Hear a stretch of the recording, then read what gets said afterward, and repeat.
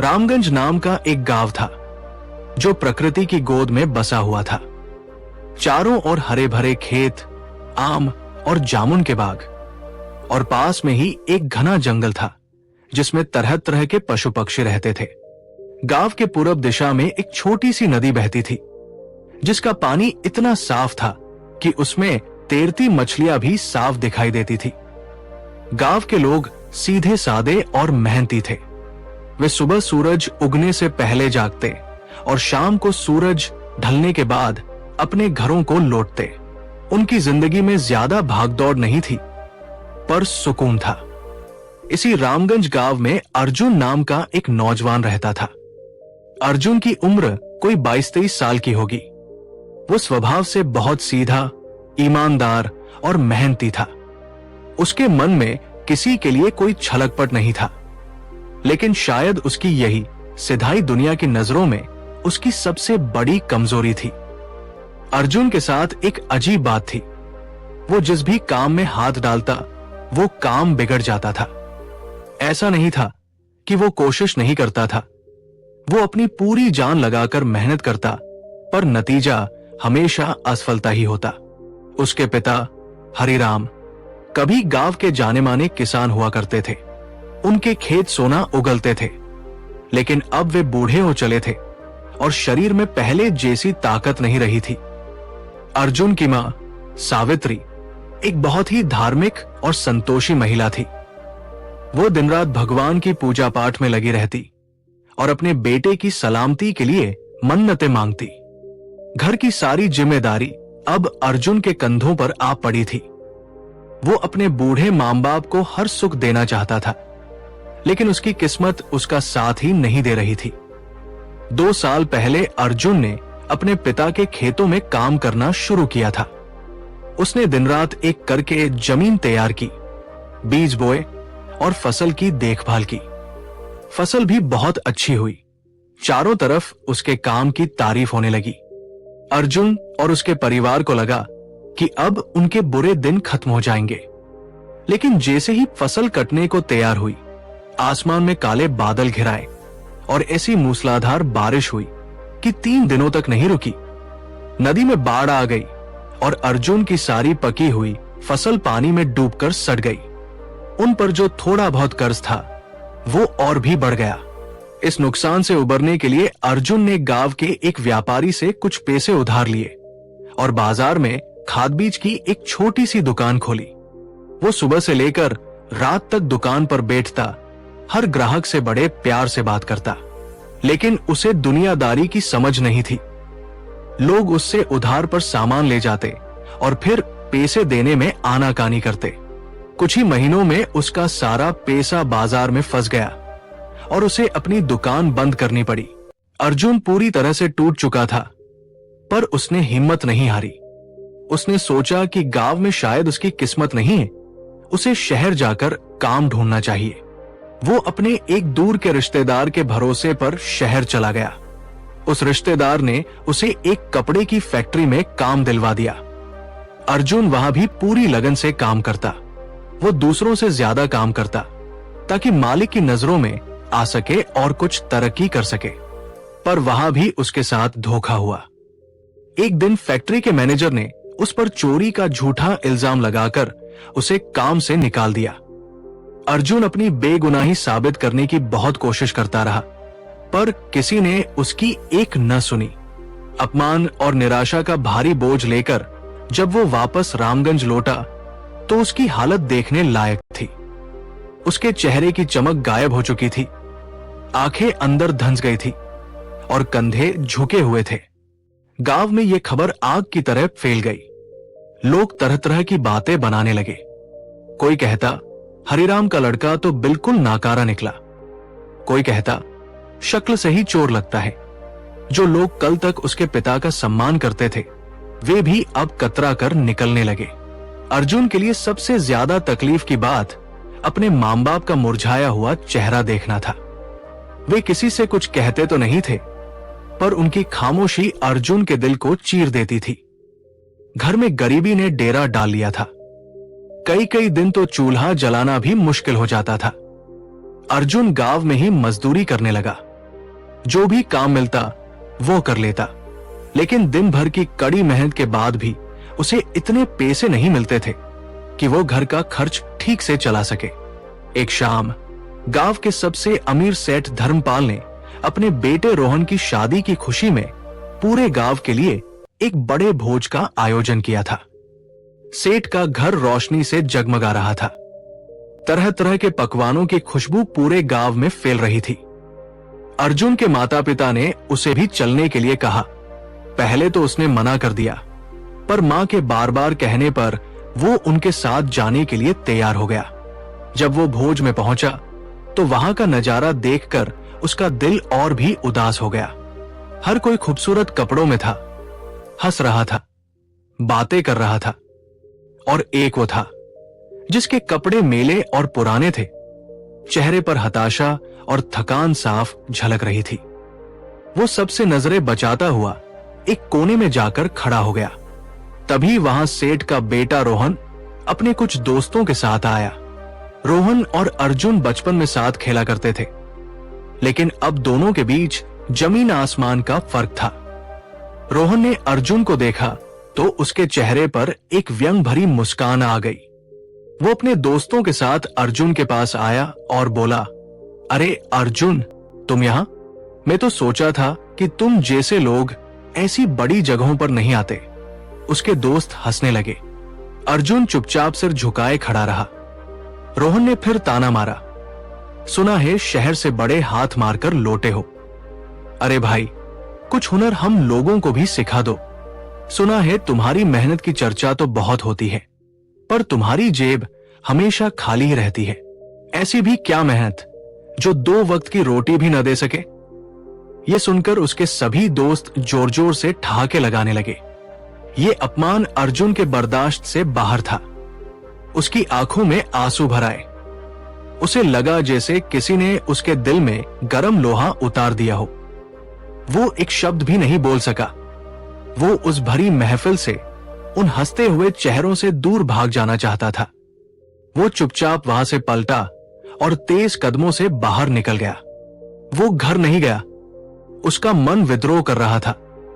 उसे अपनी जिंदगी, अपनी गरीबी, अपनी किस्मत, सब पर गुस्सा आ रहा था। वो बिना किसी दिशा के चलता जा रहा था, बस गांव से, लोगों से दूर। चलते चलते वो गांव के बाहर वाले घने जंगल में पहुंच गया। रात हो चुकी थी। घना अंधेरा था। सिर्फ झिंगुरों और रात के कीड़ों की आवाजें आ रही थी।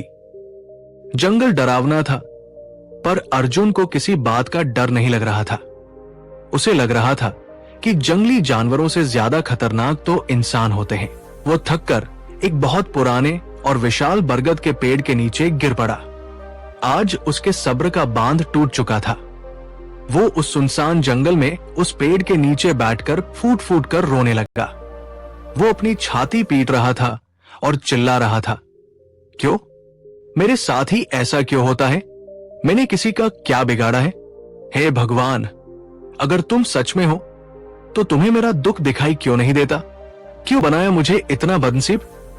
इससे अच्छा तो था कि तुम मुझे इस दुनिया में भेजते ही नहीं। अब मैं और नहीं जी सकता। मुझे अपने पास बुला लो। मुझे इस नर्क से मुक्ति दे दो। वो बहुत देर तक रोता रहा, अपना सारा दर्द, सारा गुस्सा बाहर निकालता रहा। जब उसके आंसू सूख गए और उसकी आवाज बैठ गई, तो वो निढाल होकर वही पेड़ की जड़ से टिककर बैठ गया। उसके मन में अब बस एक ही ख्याल था, आत्महत्या। उसने सोचा, ऐसी जिंदगी जीने का क्या फायदा जहां हर पल अपमान और निराशा हो।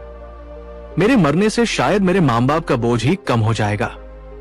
वो उठकर पास की नदी की तरफ जाने ही वाला था कि तभी उसे एक शांत, गहरी और बहुत ही गंभीर आवाज सुनाई दी। आत्महत्या कायरों का मार है, वीर का नहीं। अर्जुन ने चौंक कर इधर उधर देखा। वहां दूर दूर तक कोई नहीं था। उसे लगा कि ये उसके मन का वहम है। वो फिर से आगे बढ़ने लगा। आवाज फिर आई, समस्या से भागना समाधान नहीं है युवक। समस्याओं की आंखों में आंखें डालकर उनका सामना करने में ही असली जीत है। इस बार अर्जुन रुक गया। आवाज पेड़ के ऊपर से आ रही थी। उसने डरते डरते ऊपर देखा। पेड़ की एक मोटी डाल पर एक बड़ा सा उल्लू बैठा था। रात के अंधेरे में उसकी बड़ी बड़ी सुनहरी आंखें चमक रही थी। वो अपनी गर्दन घुमाकर सीधे अर्जुन की तरफ ही देख रहा था। अर्जुन को अपनी आंखों पर यकीन नहीं हुआ। एक उल्लू बोल रहा था। उसने अपनी जिंदगी में कभी ऐसा नहीं देखा था, नहीं सुना था। उसे लगा कि या तो वो सपना देख रहा है या फिर दुख के मारे उसका दिमाग खराब हो गया है। वो कुछ बोलता उससे पहले ही उल्लू फिर बोला, तुम हैरान हो, मैं जानता हूं, पर इस दुनिया में बहुत कुछ ऐसा है जो तुम्हारी छोटी सी समझ से परे है। तुम अपनी किस्मत को कोस रहे हो, अपने भगवान को दोष दे रहे हो, पर क्या तुमने कभी एक पल रुककर खुद को दोष दिया है? अर्जुन के मन से डर अब थोड़ा कम हुआ। उस उल्लू की आवाज में एक ऐसी शांति थी, एक ऐसा ठहराव था जो मन को सुकून दे रहा था। अर्जुन ने हाथ जोड़कर कांपती हुई आवाज में पूछा, आप कौन है और मैं खुद को दोष क्यों दूं? मैंने तो हमेशा मेहनत और ईमानदारी से काम किया है।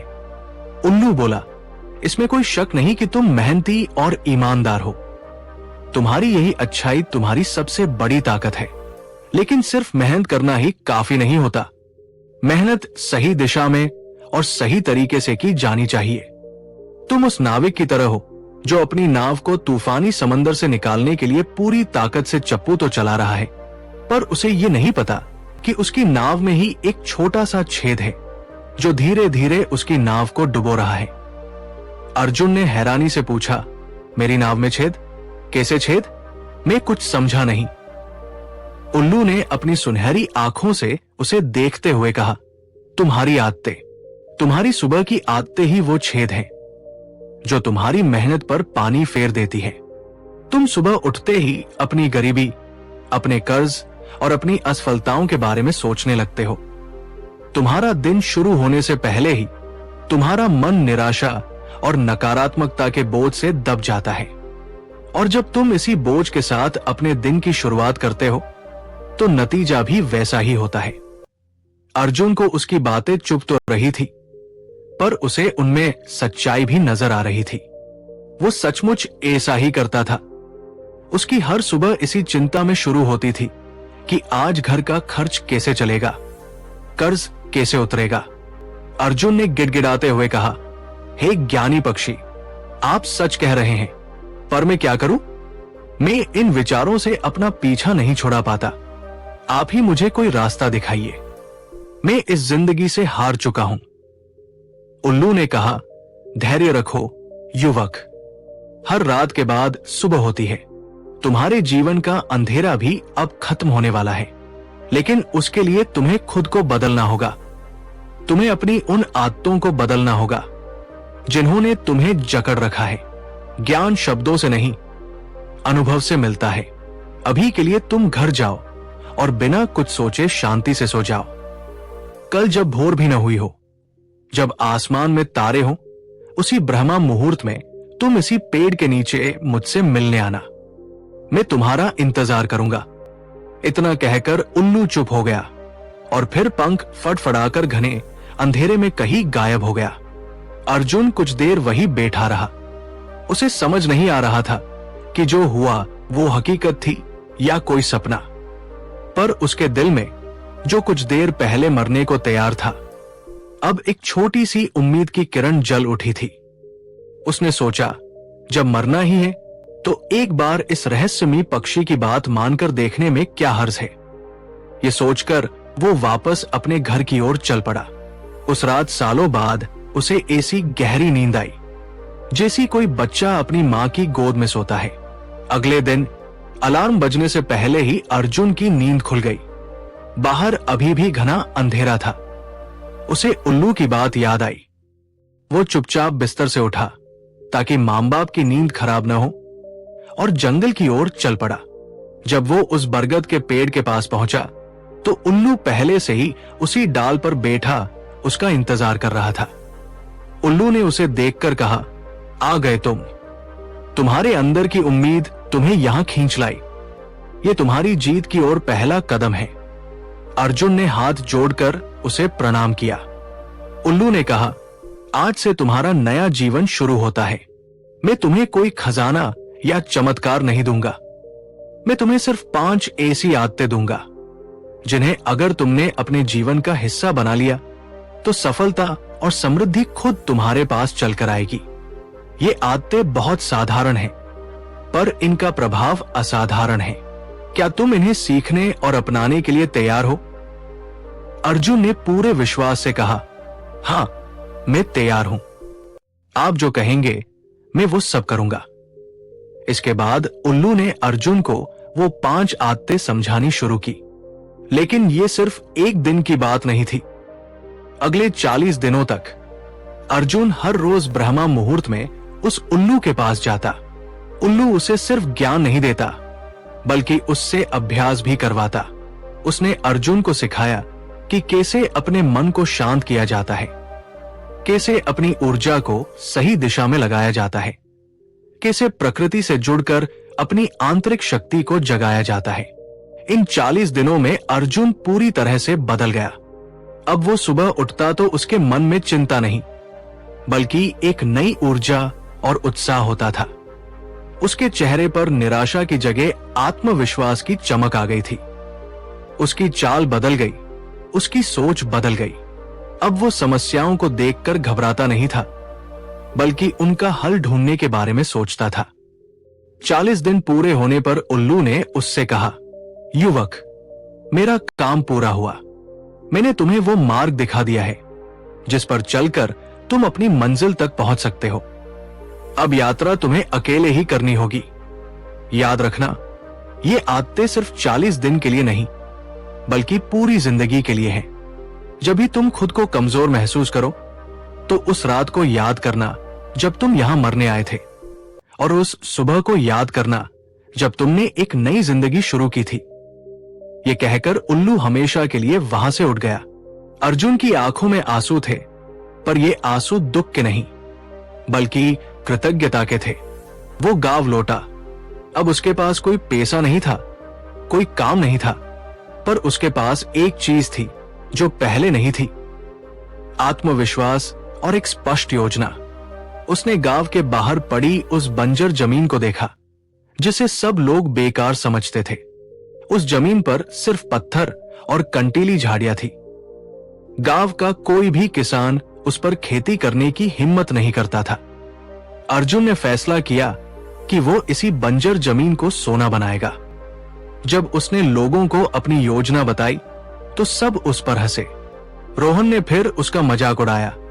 लगता है शहर की मार खाकर इसका दिमाग खराब हो गया है। जो इंसान उपजाऊ जमीन पर कुछ नहीं कर सका, वो इस पत्थर पर क्या करेगा? लेकिन अर्जुन ने किसी की बात पर ध्यान नहीं दिया। वो उल्लू द्वारा सिखाई गई दिनचर्या का सख्ती से पालन करता। वो हर रोज सुबह उठता, अपनी योजना पर काम करता, और फिर सूरज उगने से लेकर सूरज ढलने तक उस बंजर जमीन पर मेहनत करता। उसने अकेले ही उस जमीन से पत्थर बीनना शुरू किया, झाड़ियां काटी। ये काम बहुत मुश्किल था। उसके हाथों में छाले पड़ गए, शरीर थककर चूर हो जाता, पर उसका हौसला नहीं टूटा। उसकी लगन देखकर पहले तो लोग हंसते रहे, फिर हैरान हुए। गांव के कुछ बुजुर्गों ने जब एक अकेले नौजवान को इस तरह चट्टान से लड़ते देखा तो उनका दिल पसीज गया। एक दिन एक बूढ़े किसान ने आकर अर्जुन को फावड़ा थमाया और कहा, बेटा, मैं भी देखता हूं कि तेरा हौसला जीतता है या इस जमीन का गुरूर। फिर क्या था,